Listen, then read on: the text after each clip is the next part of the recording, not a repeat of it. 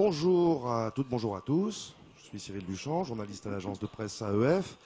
Bienvenue sur cette table ronde atelier consacrée, alors la thématique exacte c'est gouvernance, pilotage et politique numérique. Comment y voir clair? Par où commencer? Juste une chose, pour éviter le larcène, je vais vous demander aux intervenants de bien veiller à diriger le micro vers là-bas, pas vers les enceintes. Voilà. Sinon, ça l'arsène assez rapidement. Le principe de l'atelier, comme je disais tout à l'heure pour le premier, c'est de susciter un maximum d'interactivité. Donc n'hésitez pas à prendre la parole à tout moment. On va faire un premier tour de table, évidemment, avec nos intervenants, que je vais vous présenter. Mais surtout, n'hésitez pas, dès le début, à prendre la parole pour orienter les débats, pour avoir des réponses à vos interrogations, pour apporter un témoignage, un complément par rapport à ce qui va être dit. La parole est libre. Voilà. Ceci étant dit, précision également, merci beaucoup à l'UEB de mettre à notre disposition la Wikiradio, ce qui signifie que les débats sont suivis évidemment ici, mais également partout worldwide. Et on espère peut-être avoir quelques questions d'ailleurs d'internautes qu'on pourra récupérer ou des commentaires, enfin voilà. Sans plus attendre, comme on dit, je vous présente très rapidement nos intervenants. François Germinet, ici, président donc, de l'Université de Cergy-Pontoise, vous le connaissez tous, mais également président du comité numérique de la CPU.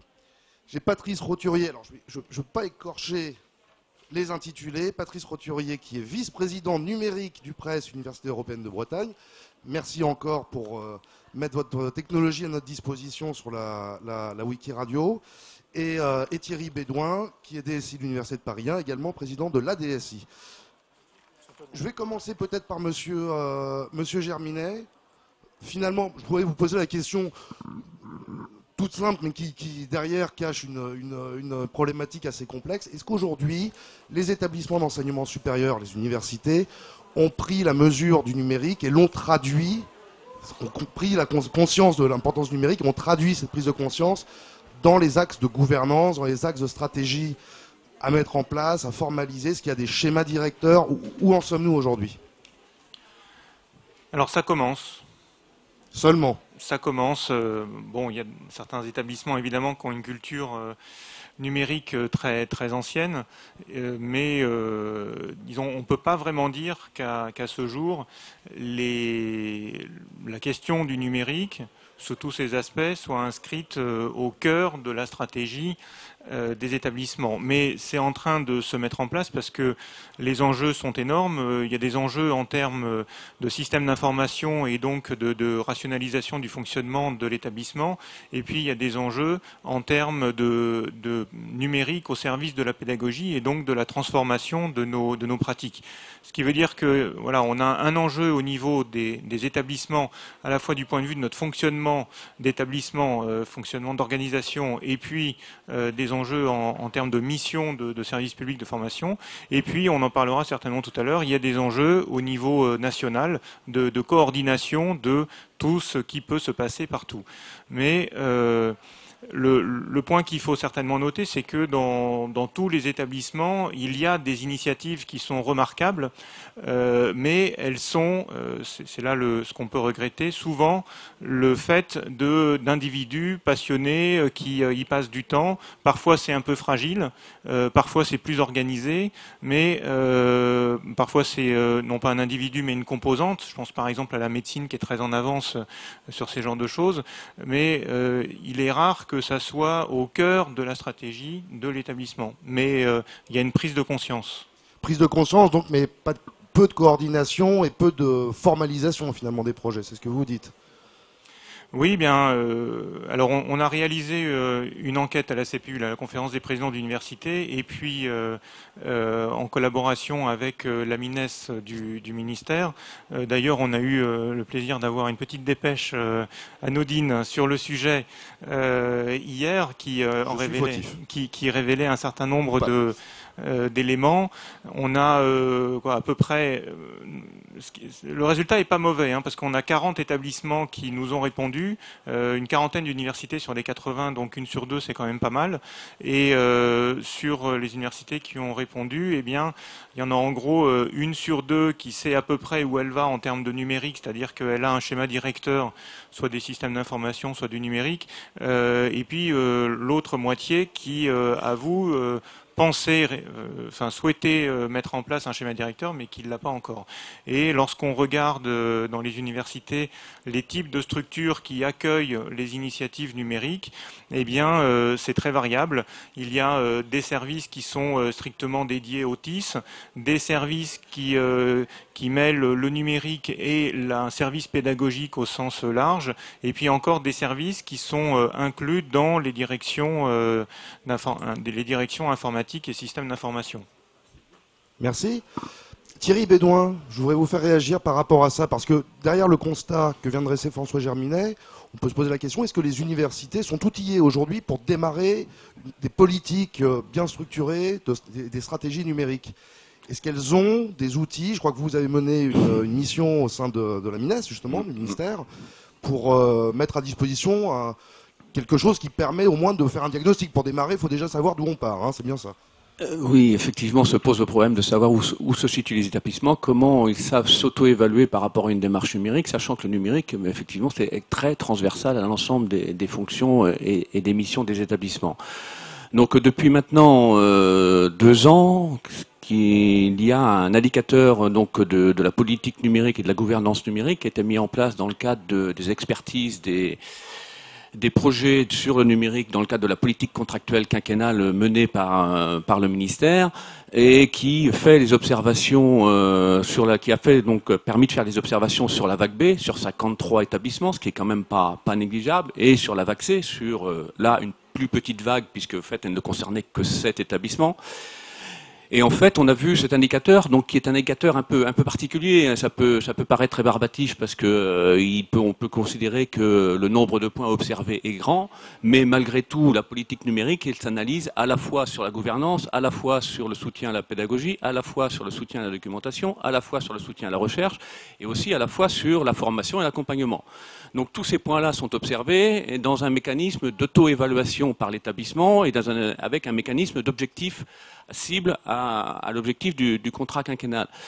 Et on a pu du coup faire un peu une analyse, et on va confirmer, cette analyse confirme ce qui vient de dire par François Germinet, c'est-à-dire qu'aujourd'hui, il y a un certain nombre d'établissements qui ont des schémas directeurs. Pas la totalité, bien loin de là, on en est à 40 à 50%, voire un peu plus. Ils ont des schémas directeurs, mais pas forcément pas forcément une gouvernance du schéma directeur et de sa mise en place et de son déroulement, parce qu'il y a le fait d'avoir un schéma directeur et il y a le fait de le dérouler, voilà, et d'être capable d'être réactif annuellement en fonction des éléments et ainsi de suite. Donc c'est pas le tout de faire un schéma directeur, on peut faire un beau schéma directeur, mais s'il sert à caler le bureau du DSI ou du VP numérique, c'est clair que c'est quelque chose qui ne sert pas à grand chose. Donc il faut le mettre actif, il faut le suivre. On s'est aperçu aussi dans le cadre de ces indicateurs que malgré tout, certes, on a sur le système d'information, du fait du passage aux compétences élargies des établissements et du fait du passage de l'IGA-ENR dans chacun des établissements, il y a eu un peu des démarches de système d'information, mais peut-être vraisemblablement plus orienté gestion d'une certaine manière, pas suffisamment élargi au numérique, et pourtant il faut aller vers là, puisqu'en fait ce qu'on cible c'est pas tant l'organisation du système d'information, mais qui est nécessaire, ce sont le développement des usages numériques que l'on cible. Et là aujourd'hui, là où ça pêche le plus dans l'observation qu'on peut faire, c'est d'une part dans le développement de la pédagogie avec le support du numérique. Ça reste des initiatives un peu de gourou, hein, quelque part. Il n'y a pas une vraie stratégie qui est développée, c'est pas inscrit dans les stratégies d'établissement. Là où ça pêche également, c'est sur la formation et l'accompagnement des enseignants. Il n'y a pas de véritable stratégie là non plus, ça reste très modique, si je puis dire ainsi. Et il y a vraisemblablement aussi sur le côté valorisation de ce dispositif, parce que quand on produit une ressource numérique ou quand on a une ressource numérique, quelque part l'intérêt c'est de la référencer, de l'indexer, de la valoriser. Et là aussi on a un vrai sujet d'amélioration. Donc c'est peut-être très pessimiste ce que je veux dire, mais globalement cet indicateur aujourd'hui il est mis en place, ça permet, les établissements s'en sont saisis et on a été très étonnés d'ailleurs de la manière dont ça a été perçu par les établissements, parce qu'en fait les établissements en ont fait un objet autour duquel ils ont fait tourner leur stratégie en tant que telle. Et donc on a vu des projets se développer autour de ces éléments-là, ce qui est un bon signe quelque part, parce que ça veut dire que quelque part on est dans une démarche de progrès, mais la démarche est longue, quoi. Ceci dit, on repassera que la politique concrète, c'est 5 vagues, donc on repassera que dans 5 ans. Donc ce qui serait bien, c'est qu'on puisse mesurer à mi-contrat l'évolution de la position des établissements dans ce cadre-là. Il faut voir comment les choses évoluent dans le temps. Tout à fait, il faut voir comment les choses évoluent. Je pense que tous les établissements sont dans une démarche de progrès. Avant, il n'y avait pas d'indicateur, clairement. Donc les établissements étaient laissés devant la stratégie individuelle quelque part. Là, aujourd'hui, on a quelque chose qui a un peu tendance à normaliser un certain nombre d'analyses, qui permet de se comparer entre établissements. Ben, il faut vraiment amplifier ce phénomène-là. L'auto-évaluation est extrêmement importante. L'expertise, l'auto-évaluation qui est une auto-évaluation expertisée, parce qu'il y a des experts qui passent quand même dans le cadre de ce dispositif-là. C'est quelque chose qui est intéressant aussi. Et puis, la note d'objectif qu'on s'attribue, qui permet de mieux adapter les financements par rapport à la stratégie d'établissement. D'accord, on viendra évidemment sur tous ces sujets, puis j'imagine qu'il y aura pas mal de réactions au niveau de la salle. Patrice Roturier, par rapport à ce qui vient d'être dit, on a une interrogation sur les stratégies d'établissement qui peuvent se formaliser ou non finalement, mais enfin, au travers de schémas directeurs, au travers d'une structuration des services.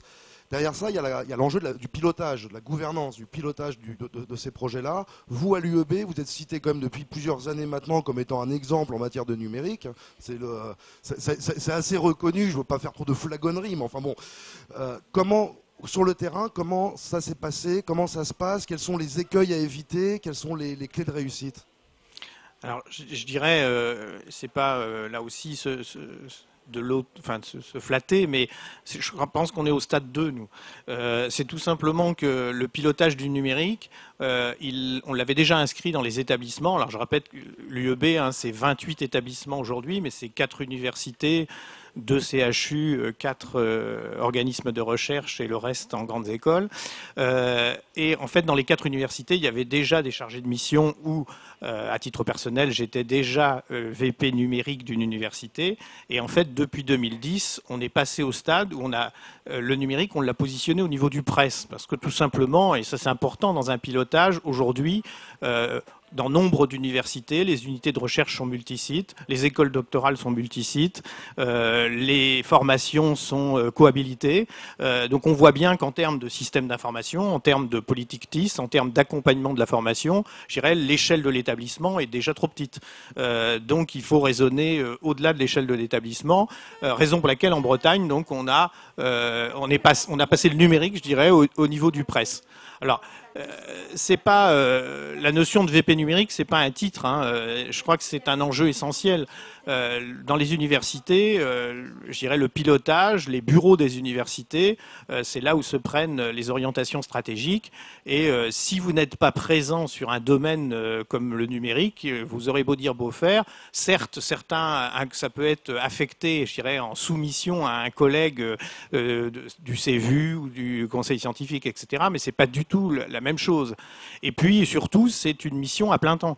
C'est-à-dire qu'effectivement, aujourd'hui, quand on voit le développement du numérique dans les établissements, il faut que ce pilotage soit assuré, je dis bien à plein temps, par un enseignant-chercheur qui s'implique, on a évoqué au travers de ce qu'ont dit les collègues, tous les champs dans lesquels finalement le numérique intervenait, de la gestion à la pédagogie en passant par la recherche.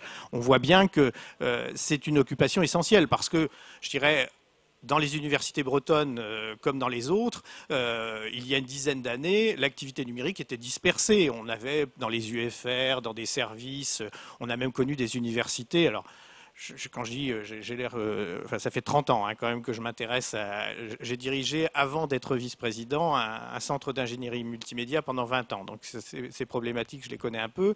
Eh bien, il y avait dans certaines universités 4 services audiovisuels, 2 services informatiques, etc. Donc il a fallu effectivement faire évoluer considérablement les choses pour centraliser ce pilotage. Voilà. Donc il y a eu ce travail qui a été effectué. Et maintenant, au niveau des presses, je crois que c'est là qu'est l'enjeu aujourd'hui. Alors, La raison pour laquelle en Bretagne, évidemment, on est assez proactif, c'est on a décidé carrément d'imaginer une université de demain avec un campus numérique à l'échelle du territoire breton et du coup de se poser toutes les questions au niveau du plan régional. Et donc en termes de schéma directeur, on est passé des schémas directeurs du système d'information faits dans les établissements, il y en a eu 3 sur 4 qui en ont fait en Bretagne, à un schéma directeur du numérique qui démarre, là, l'appel... L'appel à consultation a été lancé la semaine dernière et donc on se donne 6 mois pour faire ce schéma directeur du numérique à l'échelle, cette fois-ci, de la région. Voilà. Merci. On voit que l'UEB va vite quand même, continue toujours sur sa lancée. Est-ce que ça donne des idées? Est-ce qu'il y a une mutualisation de ces bonnes pratiques au niveau de l'ensemble des établissements ou des presses? Est-ce que vous voyez du côté des autres établissements les gens prendre en main un peu la route que vous avez pu ouvrir? Je crois qu'on s'est aussi inspiré de routes qu'avaient ouvert d'autres. Parce que, c'est un dialogue. C'est vraiment un moi, dialogue. je sais, je l'ai vu tout à l'heure, il y avait la collègue de Strasbourg. Je me suis intéressé au schéma directeur de l'université de Strasbourg. J'avais trouvé la démarche assez complète, particulièrement intéressante. Et pour être clair, je m'en suis inspiré. C'est-à-dire qu'il faut aller en permanence faire une veille sur les méthodes de pilotage chez les autres. On n'invente pas tout. Et surtout, je dirais qu'il faut éviter de réinventer des choses que les autres ont expérimenté. Il faut se rencontrer. Je crois que dans le milieu du numérique, c'est quand même important de rappeler qu'il y a eu depuis très longtemps, au travers des UNR, parce qu'on n'en a pas parlé, mais je crois que c'était un élément assez essentiel, et ensuite au travers des UNT, alors université numérique en région pour UNR, université numérique thématique pour les UNT, sachant que les UNT sont elles-mêmes nées de Canalu, la première web télévision universitaire. Bref, toutes ces stratégies toutes ces plateformes, si vous voulez, qui étaient issues de stratégies de mutualisation entre les établissements. C'était bien la mise en commun de ressources exploitables par tout le monde, plutôt que les documents soient enfermés dans des placards chez les uns et chez les autres. Tous, on pouvait y accéder. Enfin, ça, c'est un exemple. Mais je veux dire, il faut vraiment partir de ce qui a existé. Et je crois que la logique, enfin, en tout cas, en ce qui me concernait, c'est vraiment d'observer les bonnes pratiques chez les uns et chez les autres, et puis d'être très proactif au sein de mon établissement, puis du presse après. Merci. Est-ce que quelqu'un a une question ou des réactions? Même les personnes qui sont à l'extérieur. D'ailleurs, il reste quelques places si vous souhaitez vous approcher. Est-ce que quelqu'un passe encore? Moi, j'aimerais interroger dans ce cas-là nos intervenants sur un aspect qui a été évoqué en fait par vous trois, c'est l'aspect de transversalité. Alors qu'on retrouve ça au niveau d'une certaine forme de mutualisation, mais transversalité du numérique, indéniablement dans les stratégies d'établissement. On n'est pas forcément dans une stratégie numérique d'établissement, on est dans une stratégie d'établissement au sein desquelles le numérique se greffe. Alors, par rapport à ça, quel est exactement le rôle du vice-président numérique? Est-ce que c'est un expert, un DSI, un super DSI? Est-ce que c'est quelqu'un qui est... quel est son profil concrètement sur le terrain? Qu'est-ce qu'il doit faire? Parce que c'est important pour mener la conduite du changement. Qui veut répondre? Alors, je vais faire un début de réponse peut-être. Alors, super DSI, sûrement pas, pour que tout le monde comprenne. Moi, je suis maître de conférence en art, vous voyez, donc voilà. Ça peut être assez éloigné des problèmes technologiques et de numérique. Donc, c'est pas ça. C'est avoir, je crois, il y a deux éléments décisifs. D'abord, avoir un véritable intérêt pour je dirais l'engagement numérique dans les différents domaines, à la fois la recherche. C'est vrai que, à titre personnel, ma recherche impliquait le numérique dès les années 80. Donc voilà, c'est pas sorti de nulle part non plus. Mais ce que je veux dire par là, puis l'autre élément, c'est une bonne connaissance de, je dirais, l'ensemble des composantes de son établissement. Parce que là, il y a une particularité, c'est que le numérique, des fois, se cache dans des endroits qu'on ne soupçonne pas. Voilà, il faut fédérer toutes les initiatives. Et donc, c'est cette connaissance de l'établissement et des réseaux d'établissements qui permet d'assumer cette fonction et d'assurer cette fonction de manière efficace. Après, les compétences, je dirais, purement spécifiques au numérique, de toute façon, on ne les acquiert pas tous. Moi, je n'ai pas du tout la prétention d'avoir des compétences informatiques ou de recherche et développement dans le domaine. Par contre, je m'intéresse à tout ce qui se passe et je suis curieux de nature et je vais voir. voir. Voilà, juste un exemple, parce que je le vois ici, on en l'a évoqué tout à l'heure. Quand je dis s'intéresser à ce qui se passe, c'est pas uniquement dans les universités, c'est aussi dans le tissu socio-économique, industriel qu'il y a autour. Saoti qui a apporté la Wikiradio, avec qui on a monté un partenariat. Voilà, moi je savais pas du tout ce qu'était une Wikiradio il y a 5 ans. J'ai rencontré une fois par hasard effectivement un entrepreneur qui développait cette plateforme numérique. J'ai tout de suite compris à quel point ça pourrait être génial pour faire coopérer des universités. Et voilà, une fois qu'on a ça, il suffit après d'aller voir les collègues, de lancer le processus, et en général ça marche. J'en profite d'ailleurs pour dire qu'on aura son témoignage justement sur la Wikiradio Sanofi demain matin. Hein, donc n'hésitez pas, venez nous voir. Thierry Bédouin, un mot quand même? Oui, moi je voulais un petit peu réagir sur le sujet, parce qu'en fait pour moi un VP numérique ou VPSI ou VP numérique, c'est effectivement la personne qui a l'institutionnalisation politique pour porter le projet numérique dans son ensemble, que ce soit système d'information ou numérique. Je pense qu'il faut que ce soit quelqu'un qui soit capable de dialoguer d'égal à égal avec le VPCS, le VPCVU, le président, pour, d'une part, être capable de défendre la stratégie globale d'établissement, défendre les budgets qui vont avec, parce que quelque part, quand même, le numérique, c'est quand même pas quelque chose qui est gratuit quand même. C'est une personne qui a ce poids et cette reconnaissance politique qui va pouvoir porter les projets qui vont être mis en œuvre par les différents services dans un cadre de complémentarité des actions. Que n'importe quel service est forcément interpellé par le numérique, que ce soit les services fonctionnels dits de métier administratif, mais également la DSI, mais également l'ETIS quand il y en a. Parce qu'en fait, derrière se pose la problématique organisationnelle et de mise en place de l'ensemble du dispositif. Je crois que c'est effectivement quelqu'un qui doit être capable de porter une parole au même niveau que les autres vice-présidents de l'établissement. Donc avoir la reconnaissance. François Germinet, vous souhaitez intervenir par rapport à ça? Et moi j'aurais une question supplémentaire également, c'est la dimension nationale finalement. Quelle cohérence à tout ça? On parle de politique d'établissement, on a abordé l'aspect presse, donc regroupement, mais au niveau national, est-ce qu'on assiste à une hétérogénéité totale ou est-ce qu'on a des points de convergence? D'abord sur le premier point, voilà, sur le vice-président. Je vais y venir. Je peux d'autant plus répondre facilement que je n'ai pas de vice-président numérique, mais j'ai un certain nombre de chargés de mission qui s'occupent de ça. Mais disons le principal et ce qu'on observe depuis l'autonomie des universités, c'est une politisation des dossiers.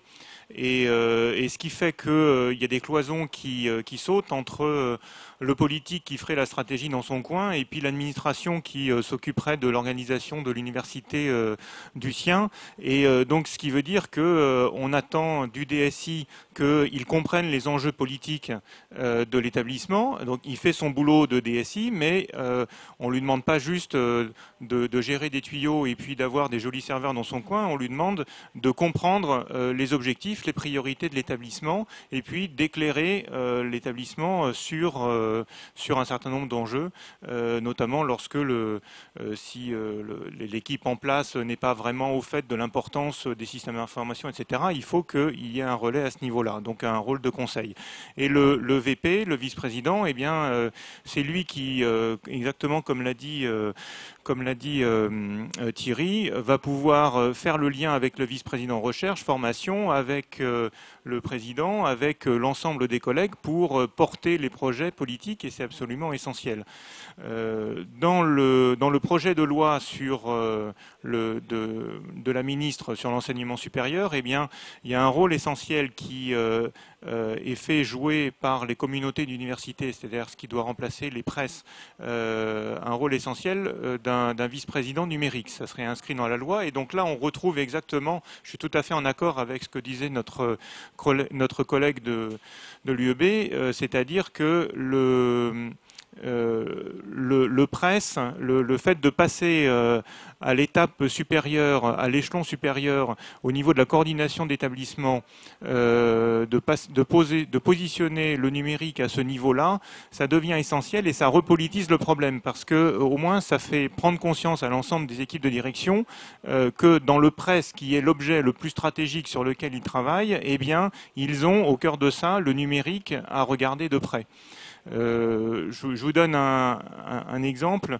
Un collègue francilien, un collègue président francilien qui est en train de rédiger son contrat quinquennal. Vous savez que tous les 5 ans, il faut qu'on fasse notre contrat quinquennal. Eh bien, il était en train de travailler à son contrat et puis dans la partie stratégie, il commençait à parler du numérique et à dire ce qu'il fallait faire sur le numérique. Et il y a des gens de son équipe qui lui ont dit, mais Monsieur le Président, puis ils sont très respectueux, pourquoi est-ce que vous mettez le numérique dans la partie stratégique? C'est plutôt à côté de ce qu'on fait sur les bâtiments, ce qu'on fait, je veux dire, sur les autres services. Et donc, ça veut dire que la culture du positionnement stratégique du numérique n'est pas encore intégrée partout. Donc, j'en reviens à votre seconde question. On a déjà une politisation du problème à l'intérieur des établissements, un deuxième niveau de politisation du problème en passant de l'établissement à la communauté d'établissement, et puis le troisième niveau, c'est évidemment l'échelon national, avec la nécessité d'organiser à la fois les bonnes pratiques et puis d'organiser des services qui deviennent trop lourds. Je le dis très simplement, on ne peut pas, on n'a pas les moyens financiers, humains, de tout gérer, de tout inventer dans notre coin. On ne peut pas tous inventer le bon système d'information, on ne peut pas tous inventer le système RH qui nous convient, on ne peut pas tous inventer la plateforme pédagogique de nos rêves, et même si quelqu'un nous les donne, eh bien, on ne peut pas avoir des experts qui nous permettent d'entretenir toutes ces plateformes tout le temps, 24 heures sur 24, etc. Et donc, on commence à avoir des outils de mutualisation. Enfin, on commence, ça fait quand même 20 ans au niveau national qui apparaissent. Souvenez-vous que Renater a 20 ans, l'AMU a quoi, 20 ans, Claude aussi. Claude Ronceret, le directeur de l'AMU, qui est là. Donc, ce sont là des outils de mutualisation qui ont été pensés il y a une vingtaine d'années. Imaginez, moi je trouve ça remarquable, hein, que les collègues de l'époque et les gouvernements de l'époque, enfin les collègues qui étaient dans les ministères à l'époque, aient pensé à construire Renater et à construire l'AMU, etc. Imaginez-vous, il y a 20 ans, hein, il n'y avait pas Internet, il n'y avait absolument rien, on n'avait pas de smartphone, enfin on se demande comment on vivait, hein, mais la préhistoire. Pardon ? C'était la préhistoire. C'était la préhistoire. Eh bien, ils se sont dit, pour qu'on soit au rendez-vous du numérique 20 ans plus tard, eh bien, il faut qu'on construise des tuyaux efficaces pour connecter les établissements. Il faut qu'on commence à bâtir des logiciels qu'on va mutualiser, parce que si tout le monde invente dans son coin, eh bien, on ne s'en sortira pas. Et donc ça, c'est une histoire qui est en marche et on continue à travailler. Eh bien, il nous faut des systèmes d'information sur les RH, sur le financier, sur la scolarité, sur la recherche, et tout ça doit s'articuler de manière efficace. Qui souhaite poser une question? Pour l'instant, timide. Non, voilà, ça y est. Premier se lance, après... Oui, bonjour.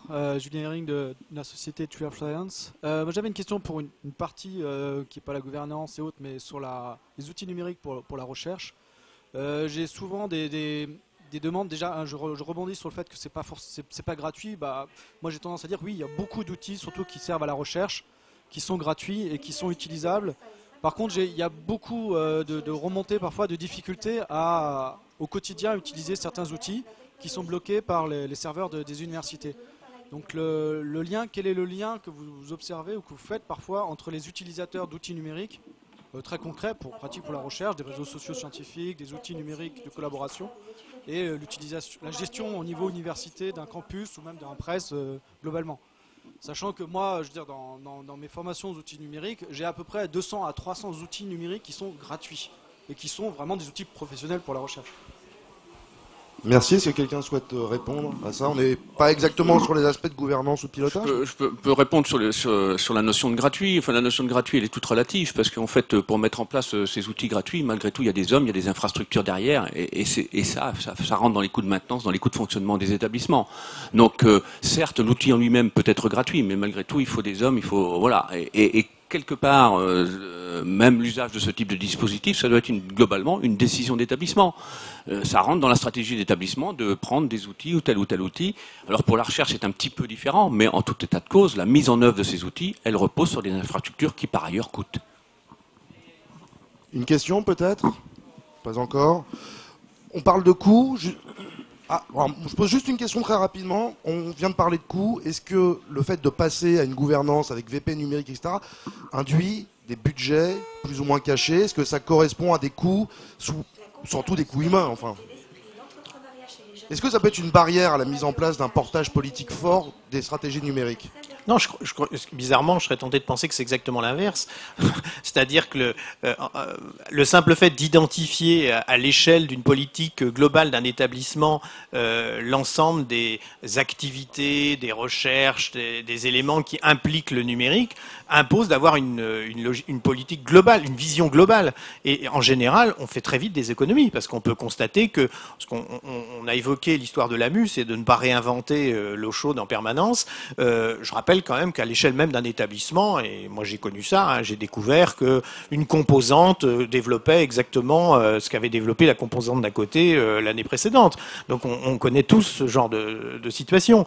Donc ce que je veux dire par là, quand il y a effectivement un VP numérique qui forcément va évaluer toutes ces pratiques, il va constater que les uns font des choses très proches de ce que font les autres, et peut-être qu'en se rassemblant, en mettant des synergies en place, on va économiser du temps, des personnes et par là même des moyens. Donc je crois que une politique concertée au niveau d'un établissement, c'est vraiment une économie en termes de coûts. Et puis l'autre intérêt, et je crois que en tout cas quand j'étais à l'université ça a été assez évident, c'est que l'ensemble de mes collègues dans le contrat identifie très clairement les montants qui étaient affectés à une politique numérique.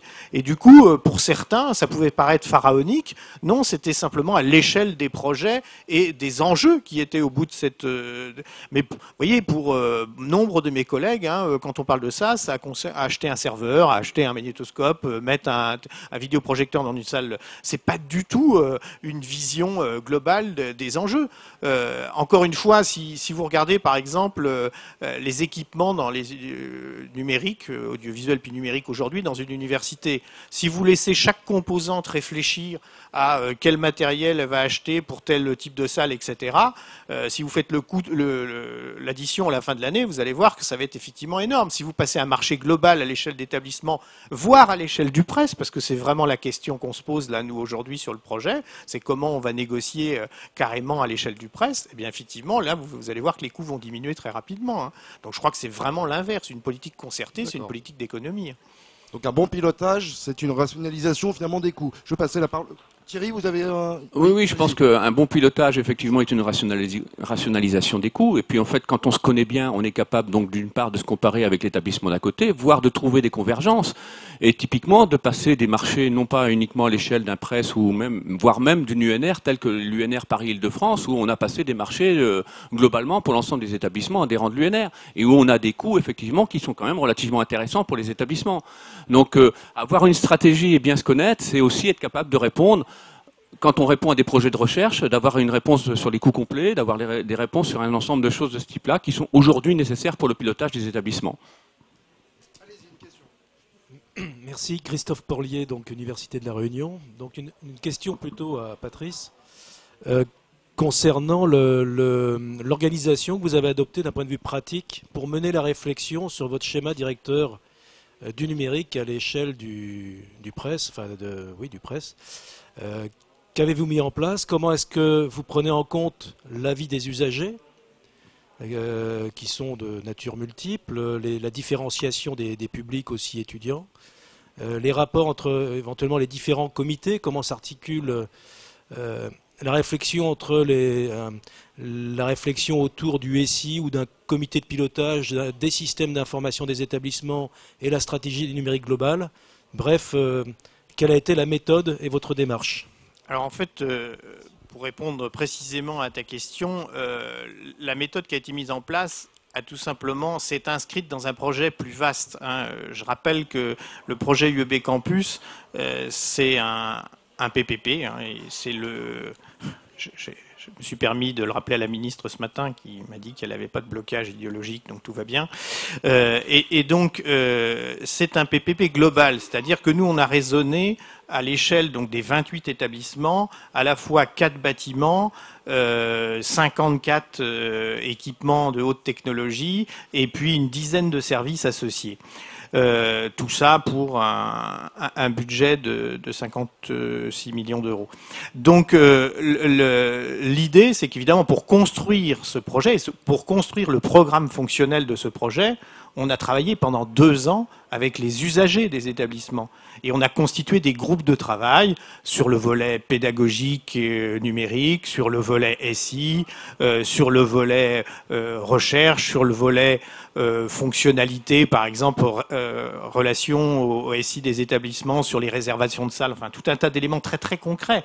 Et donc, une fois qu'on a défini le programme fonctionnel de ce campus à l'échelle de la région, effectivement, on a à la fois la structuration, l'organisation, pour travailler sur le schéma directeur. Vous voyez bien qu'on lie complètement les deux, c'est-à-dire qu'on est bien dans une logique de conception d'un projet, puis ensuite d'exploitation et de stratégie à plus ou moins long terme, sachant qu'évidemment, j'ai parlé d'un contrat unique entre le bâtimentaire et le numérique. Juste pour préciser quand même, le numérique est sur une durée de 12 ans et le bâtimentaire de 25 ans, parce qu'on a pensé qu'en termes d'évolutivité, on n'était quand même pas dans le même registre.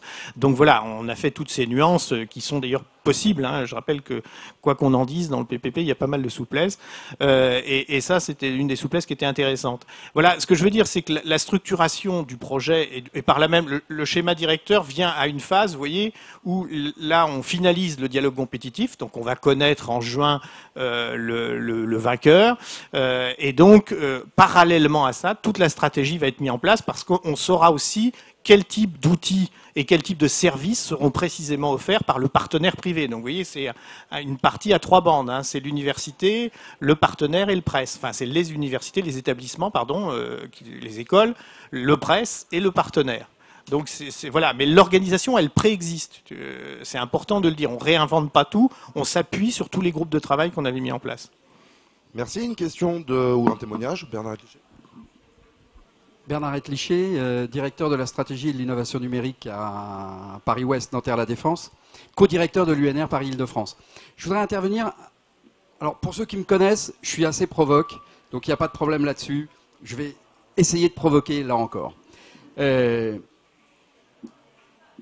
On a beaucoup parlé d'administration et là, à peu près tout ce que j'ai entendu, même si en aparté il y a de la pédagogie, c'est quand même quelque chose qui reste sur le côté. Ça fait pas partie des fondamentaux de l'université tel que moi je l'ai entendu.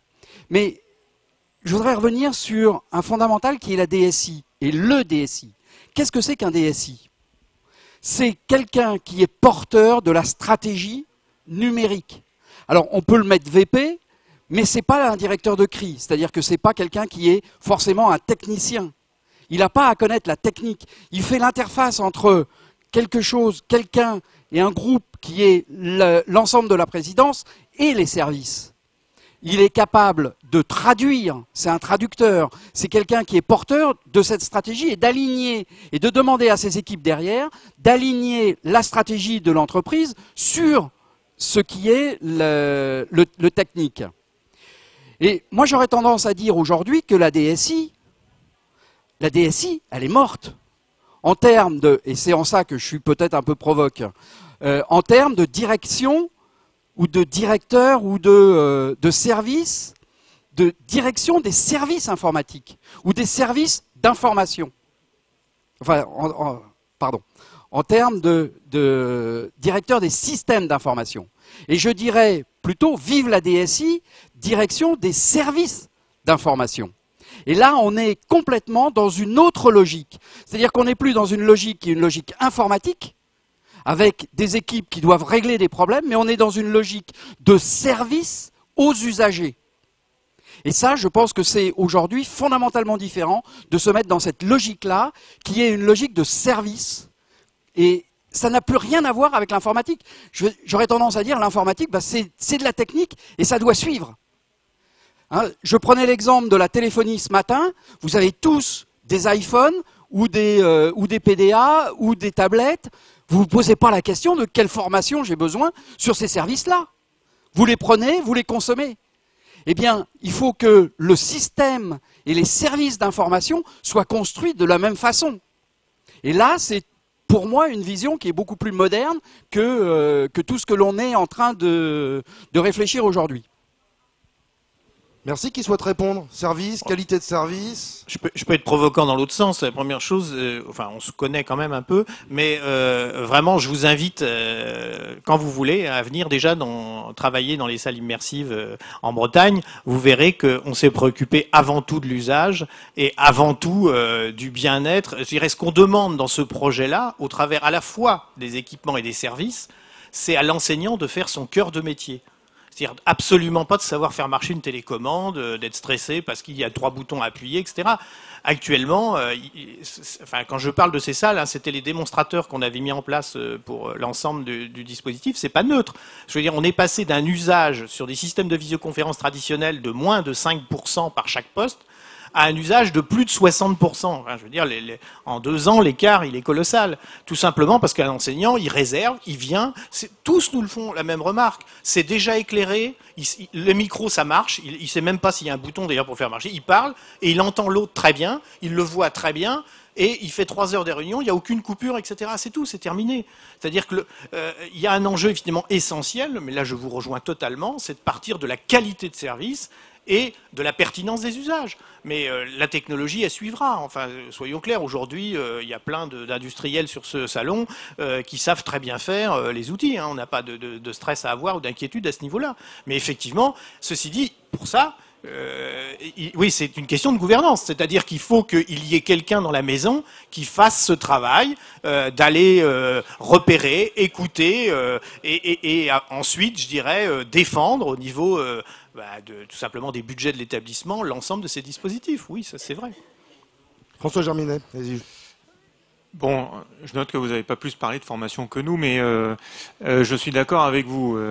Et simplement, on va dans la direction que vous indiquez, mais ça prend du temps. Derrière tous ces enjeux, il y a aussi des hommes et des femmes qui ont des métiers, et donc il y a des questions d'évolution des mentalités, mais aussi d'évolution des compétences des personnels. Mais je suis d'accord, il y a une philosophie générale à présenter, qui est lié à une vision stratégique de la direction de la trajectoire de l'établissement. Ça, c'est ce qu'on disait tout à l'heure. Ça va prendre du temps, mais vous savez, il y a encore des présidents d'université qui confondent informatique et système d'information et numérique, et tout ça, c'est la même chose. Donc, il y a un temps d'appropriation, à la fois des directions, à la fois des collègues qui sont sur le terrain et qui vont voir des mutations dans leur métier. Tout ça prend un temps, mais on est d'accord, on va exactement dans cette dimension, dans cette direction-là. Et le fait que localement, on ait des initiatives extrêmement innovantes en Bretagne, en Strasbourg, à Lyon, à d'autres endroits. Enfin, il y a par exemple à Lille 2, il y a des collègues qui travaillent sur des plateformes de simulation pour des usages en SHS. Il y a des collègues à Rennes 2 qui travaillent pour 5 ou 6 000 étudiants. Je ne sais plus sur quoi, mais je l'ai sur ma tablette. Attendez, je vais vous dire ça. Ça m'avait...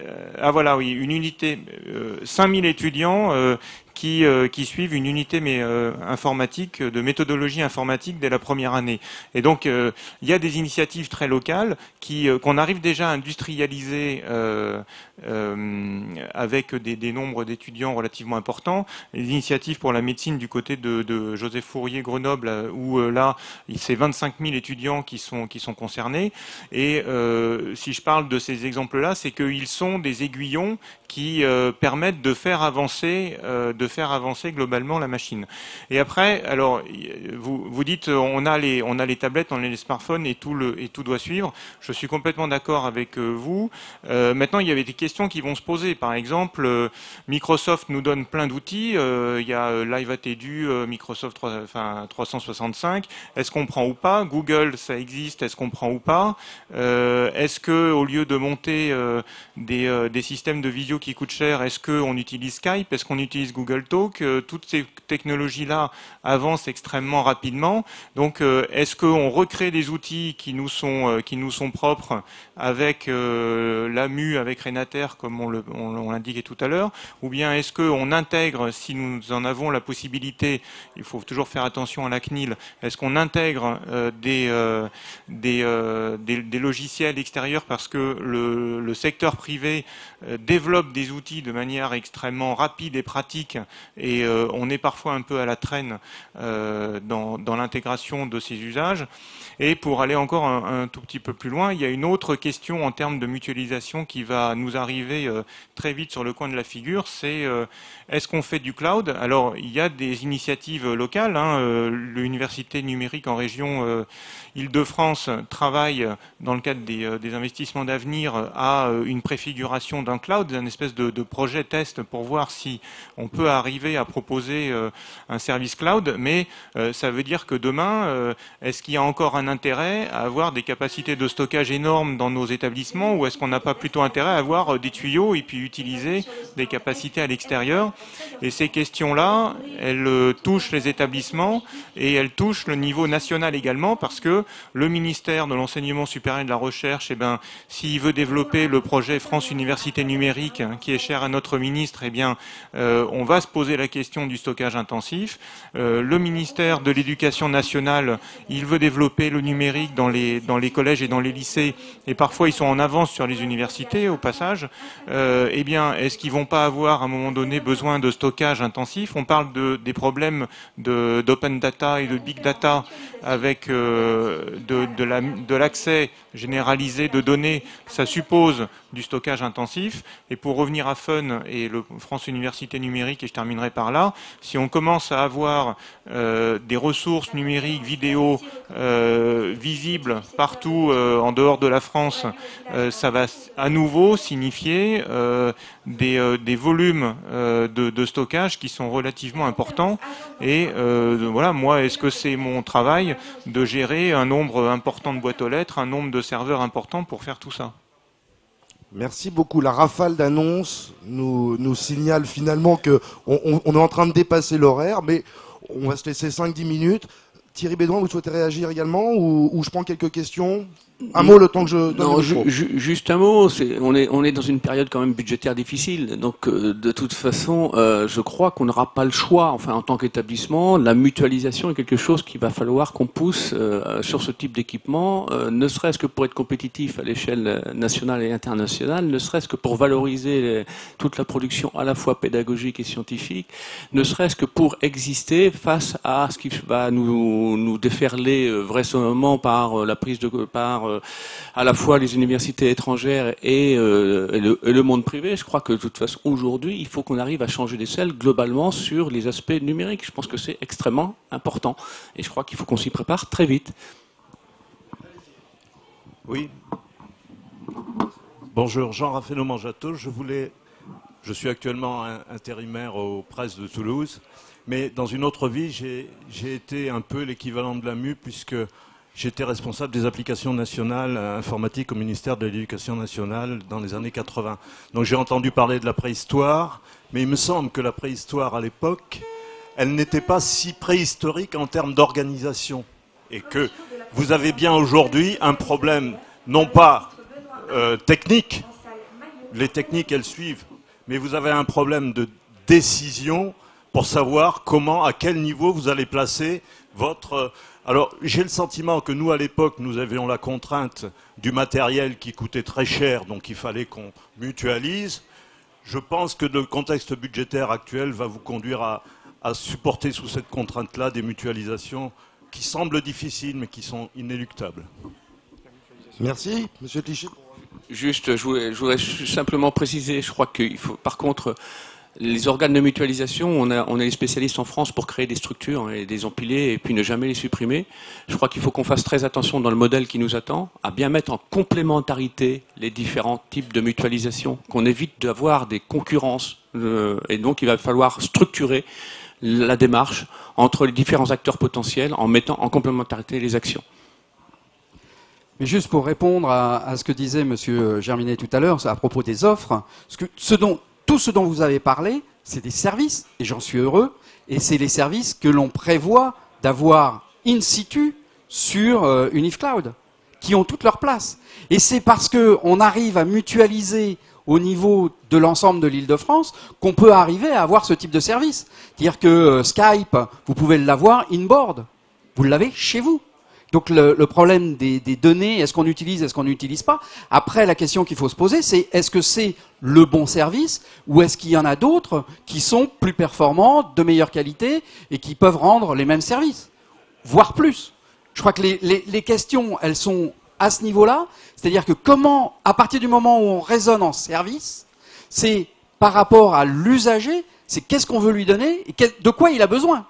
C'est pas qu'est-ce qu'on veut lui donner, c'est de quoi il a besoin et de quoi il va se servir. Et je crois qu'à partir de là, il y a plus de problème dans la façon de l'organiser. Vous avez tout à fait raison. Tous les constructeurs, tous les gens qui sont dans les éditeurs et ils sont tous, bien sûr, prêts à fournir ces services. À nous de choisir. Vous parliez de Google pour la messagerie ou de Live Attedu. Ou d'Outlook, puisque maintenant c'est directement Outlook qui est mis à disposition. Le choix, il est à nous. Et on doit le faire par rapport à la qualité de l'outil qu'on va choisir. C'est ça la vraie question aujourd'hui. Et c'est pas simplement un problème technique. C'est un problème politique d'abord. Et l'organisation, c'est aussi un problème politique.